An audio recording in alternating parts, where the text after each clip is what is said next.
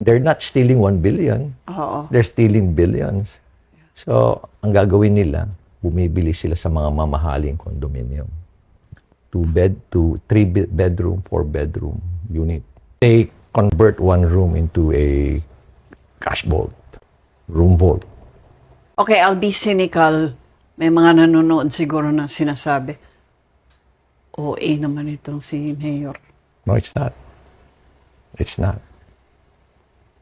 One particular third party na individual, sabi niya, sir, nalasing yung...